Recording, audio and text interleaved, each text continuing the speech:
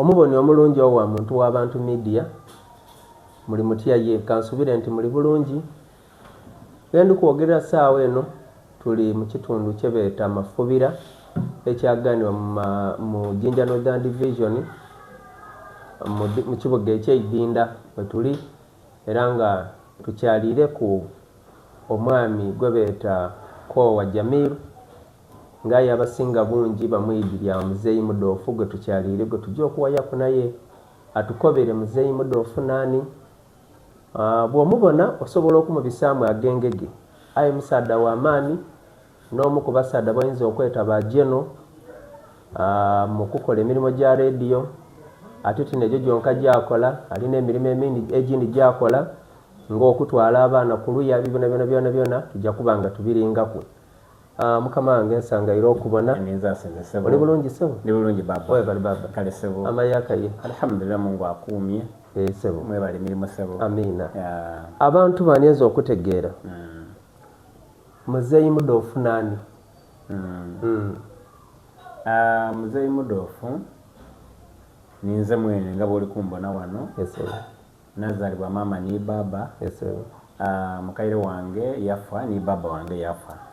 saba Allah basasire banzala bugiri bukooli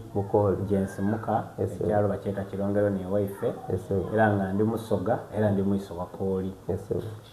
era bandeta Balikoowa Jamiru Mugoya osobola okwongera ku ya Hasani kubanga baba wange yamala okunzaala yangulika mu dada we gwe beeta Hasani era mukyalo bandeta Kasani mukyalo bakweta Kasani mu kibuga bandeta Mudoofu mu kibuga bandeta Mudoofu mukyalo bandeta Hasani ate nje Bukoja bange bandeta Koowa butyeri ya Koowa lyakyaka ino erinnya lya Mudoofu lyavaawa erinnya lya Muzeeyi Mudoofu era lyava ku mirimu gye tukola nyine gya rediyo ebiseera ebisinga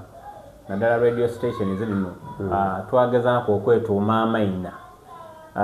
twaliranga n'omuzano gwe twazaananga ku rediyo gye beeta NBS gwe bayitanga Bataka Mutebenkere oba waguwulirangaku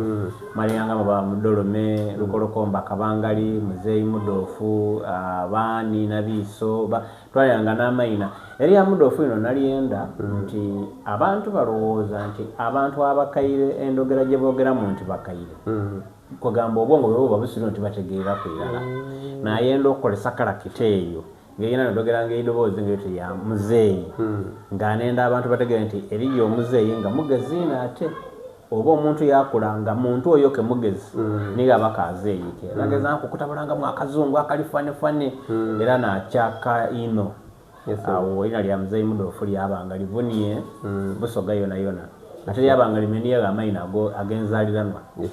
kuba wobuuza Koowa mutawuni muno tebamwidi wobuuza Kasani tebakwidi aye kasa kati Muzeeyi Mudoofu gwe lukwenda sebo nigembaawa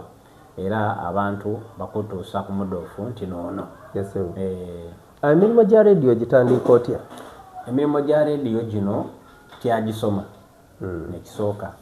tyajjaku ku lubaawo nti ndi kusoma gya rediyo wabula kitone Mungu akikuwa buwe mu masomero yange mu masomero ng'anumuka ng'anemba ate nga ngegeenia abantu omuntu bw'aba ayogera nsobola okumugegeenia era n'akola mu isomero nalumukirako mu buteeteeyi obw'abaana abawala era ng'essomero lino eyambisa ino mu biseera byonna limuto nga nfaananamu oti muwala mu feesi muno ate nga ndi mweru bulungi ino so kuva mu isomero lino nga nine katemba gwenkola mu masomero era kabiri wojja ku kyalo gye nakulira budaada wange Mayuge Bukooli ndikutwalayoko ndi serebu kabiri